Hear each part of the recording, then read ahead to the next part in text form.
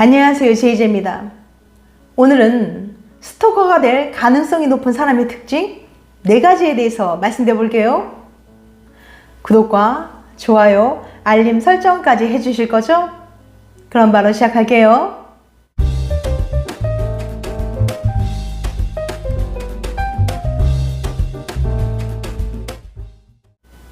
스토킹은 은밀히 다가서다, 몰래 추적하다라는 뜻에서 파생되어서 명사화된 용어로 과잉 접근 행위라고도 합니다.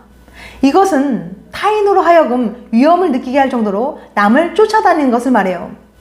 이것은 범죄의 종류에 해당하는데요.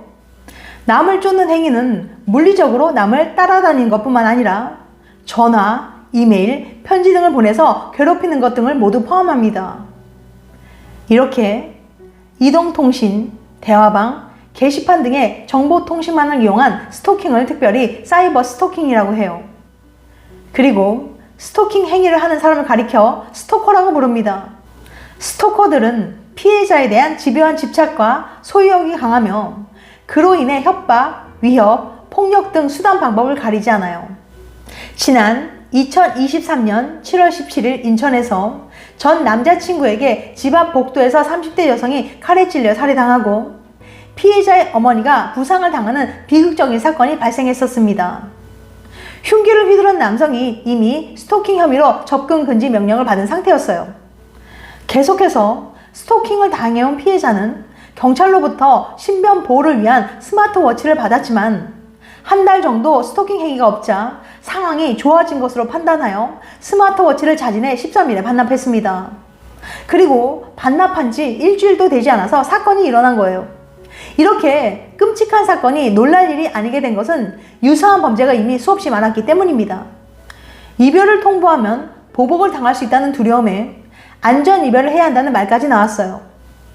스토킹 가해자는 주로 연인이나 배우자 등 아는 사람일 가능성이 훨씬 높습니다. 한국여성인권진흥원의 2021년 통계에 따르면 스토킹 피해 상담을 한 사람들 중 90%가 넘는 이들이 가해자로 아는 사람을 지목했습니다.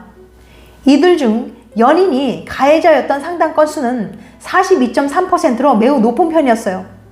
범죄의 피해자가 되기 전까지는 똑바로 인지하기 어렵다는 것이 스토킹 범죄의 어두운 면이겠지만 어느 정도의 징후는 존재합니다. 현재의 연인이 스토커가 될 가능성이 높은 사람이라면 다음과 같은 특징을 보일 수 있어요. 어떤 특징인지 잘 들어보시고 혹시라도 당신의 연인이 이런 모습을 보인다면 정말 주의하시기 바랍니다. 스토커가 될 가능성이 높은 사람의 특징 4가지. 첫 번째, 다른 사람들과 멀어지게 한다. 연애를 할 때, 특히 연애 초기에는 연인과 많은 시간을 보내면서 다른 사람들과의 만남이 비교적 줄어드는 것이 일반적인 일이에요. 하지만 시간이 지날수록 이러한 정도가 점점 더 심해지면서 친구들은 물론 가족들과도 멀어지게 되는 것 같다면 상대가 의도하는 대로 상황이 악화되는 건 아닌지 살펴봐야 합니다. 상대가 특정 인물들을 만나지 말라고 명령하고 그렇게 배제되는 인물들이 점차 늘어나게 될 수 있어요. 혹은 친구나 가족과의 시간 대신 연인끼리 보내는 시간을 강조하면 친구가 먼저인지 연인이 먼저인지 선택을 강요하기도 합니다. 이런 시간들이 길어지면 자신도 모르게 상대방에 대한 애정이나 경제적 측면에서 완전히 의지하는 비정상적인 관계로 빠지기 쉽습니다. 이때는 혼자서 문제를 인지하기도 어렵고 인지하더라도 이미 도움을 구할 수 있는 주변인들과 관계가 끊긴 경우가 많아요. 두 번째, 답장이 늦으면 분노한다. 바쁠 때 전화를 받지 못하거나 메시지에 답장을 못하는 것은 당연한 일이고 혹시 서운한 마음이 들더라도 연인 간의 상호 대화를 통해 충분히 이해해 줄 수 있는 일입니다. 하지만 스토커가 될 가능성이 높은 사람은 자신의 연락에 응답하지 않는 것 자체에 몹시 분노합니다. 세 번째, 평판을 악화시킨다. 잘못된 소유욕은 다른 사람들과의 관계를 끊어놓기 위해서 그 사람에 대한 악의적인 소문을 퍼뜨려서 평판을 망쳐놓기도 합니다. 혹은 연인끼리의 비밀이나 개인정보 등을 주변인들에게 퍼뜨리겠다고 협박하며 연인을 통제하려는 것 역시도 잘못된 관계라는 증거입니다. 네 번째, 일정을 세세하게 궁금해한다. 어디에 갔었는지, 누구를 만나는지 세세하게 연인의 행적을 캐묻는 사람도 조심하는 것이 좋습니다. 사랑하는 사이에 상대가 무엇을 하고 있는지 궁금해하는 것은 당연할 수도 있지만 매우 짧은 시간마다 연락해 가면서 행적을 묻거나 답을 해도 믿지 못하고 영상통화나 사진을 요구하는 행위는 사랑보다는 집착에 가깝습니다. 가스라이팅의 신호. 가스라이팅은 친한 사이에 이루어지기 때문에 단박에 알아차리기가 힘들어요. 그래도 몇 가지 신호가 있다고 하는데요.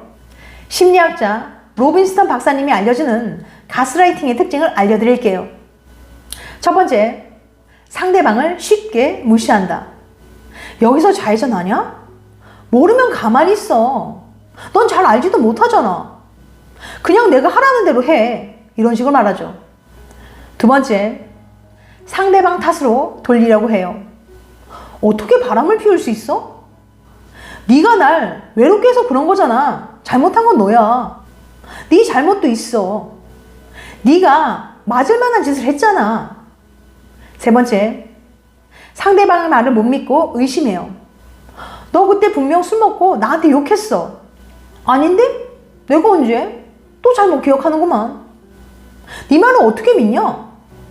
너 또 헷갈린 거 아니야? 네 번째, 일방적으로 가르치려고 해요. 사랑이 다 원래 그래. 네가 어려서 모르는 거야. 여자 또는 남자들은 원래 다 그래. 이런 식으로 말해요. 이런 패턴이 반복되면 피해자는 자신을 믿지 못하고 자존감도 낮아지게 됩니다. 그래서 내 생각은 무시하고 상대방이 하자는 대로 끌려가게 되죠. 그런데 이 영상을 보고 계신 많은 분들은 이런 의문이 드실 거예요. 그런 사람을 왜 계속 만나주는 거지? 라고 말해요. 하지만 가스라이팅을 겪으면 객관적으로 상황을 판단하기 너무 어렵습니다. 옆에서 누가 말해줘야 이게 이상한 거구나 조금 깨닫게 되죠. 그런데 어떻게 하면 가스라이팅에서 벗어날 수 있을까요? 나를 되찾는 방법 3가지. 가스라이팅에서 탈출하려면 당당한 나를 되찾아야 합니다. 하지만 다짐만으로는 어렵죠. 행동으로 움직이세요. 첫째, 글로 써보기. 연인과의 대화나 상황을 글로 써보세요. 그리고 소리내서 읽어보세요. 이때 내 이야기가 아닌 친구 얘기나 카페의 사연이라고 생각하며 읽도록 하세요. 상황을 객관적으로 판단하는데 도움이 될 겁니다.